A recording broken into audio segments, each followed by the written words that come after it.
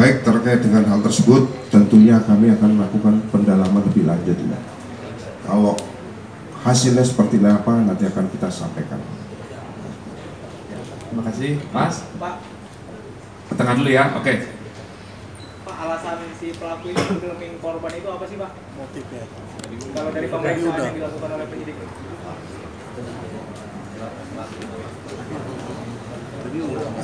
Berdasarkan hasil pemeriksaan yang dilakukan oleh tim penyidik bahwa si tersangka ini beralasan melatih pernapasan dengan melakukan nyelem-nyeleman, itu bahasa di BAP. Namun ini akan kita compare nantinya dengan keterangan saksi maupun ahli berdasarkan analisis daripada rekaman video yang nantinya akan kita tunjukkan kepada para saksi maupun kepada ahli untuk dilakukan analisis dan nanti apa disimpulkan oleh para ahli. Oke, jelas Mas ya? Bentar ya Mbak. Tengah sudah, ke kanan dulu ya. Apakah ini kan kalau dilihat dari durasi waktu itu kan bervariatif gitu ya, dia ada yang sebentar, ada yang sedikit, ada yang sebentar, ada yang sedikit. Ini kenapa saat ada yang 2 detik terus ada yang 30 detik, ini kenapa gitu alasan dia bisa membiarkan si anak itu naik gitu, itu apa alasannya? Apakah memang benar dalih dia itu terkait dengan latihan berenang untuk pernapasan?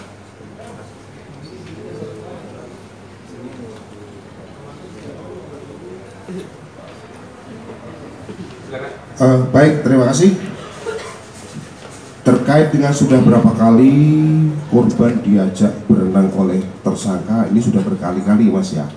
Kami untuk tepatnya nanti akan kami konfirmasikan lanjut kepada ibu korban nantinya untuk lebih memastikan berapa kalinya, namun sudah berkali-kali.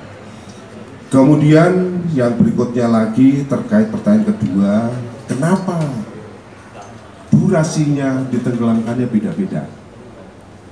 Rekan-rekan sekalian, di dalam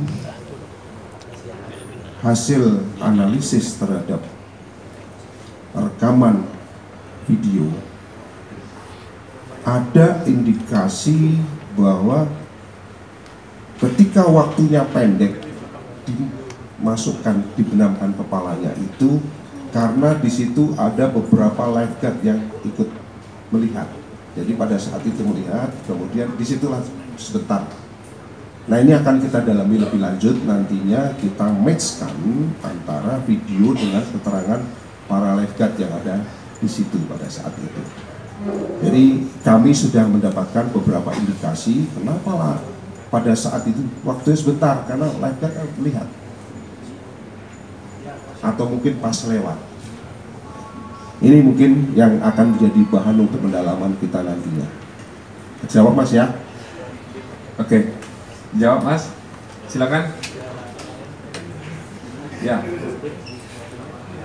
Mas, saya udah nggak biasa mau tanya penegasan dari Pak. Ini kan beberapa kali tersangka mengakui bahwa menenggelamkan Dante itu untuk melatih pernapasan. Apakah dia punya kualifikasi sehingga apa yang dilakukan itu untuk melatih atau bagaimana Pak, atau itu hanya di bakal masuk soal pasal 340 pembunuhan berencana? Apakah pembunuhan berencana yang dikasih itu hanya di kalau berenang ketika dia melarang Dante berenang ke tepian, atau ada rencana yang dia persiapkan sebelum berenang itu? Baik, terima kasih. Terkait yang pertama tadi, kualifikasi daripada tersangka, kami tegaskan di sini bahwa berdasarkan hasil pemeriksaan tersangka tidak memiliki sertifikasi ataupun kualifikasi untuk melakukan atau melatih orang berenang. Demikian juga termasuk menyelam, karena untuk memiliki sertifikasi itu pasti harus memiliki keterampilan khusus, kemampuan khusus, dan dilatihnya pun di tempat yang khusus dengan peralatan yang khusus. Nah, apabila kita melihat kejadian kemarin itu hanya seperti orang berlatih berenang biasa. Kemudian terkait dengan masalah pasal 340, ini kami terapkan, yang mana salah satunya berdasarkan hasil analisis daripada video. Kenapa di situ dikatakan ada perencanaan? Karena ketika ada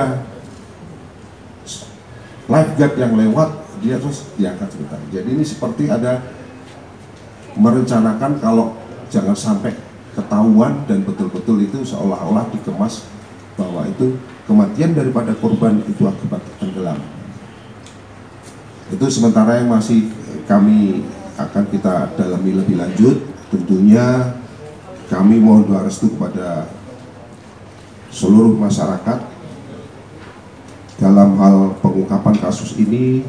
Kami akan berusaha membuat segamblang-gamblangnya dengan didukung oleh scientific investigation crime, baik dari puslapor, baik dari kedokteran forensik, didukung dengan apsipor beserta saksi ahli lainnya, dengan harapan kami bisa memberikan rasa keadilan yang seadil-adilnya.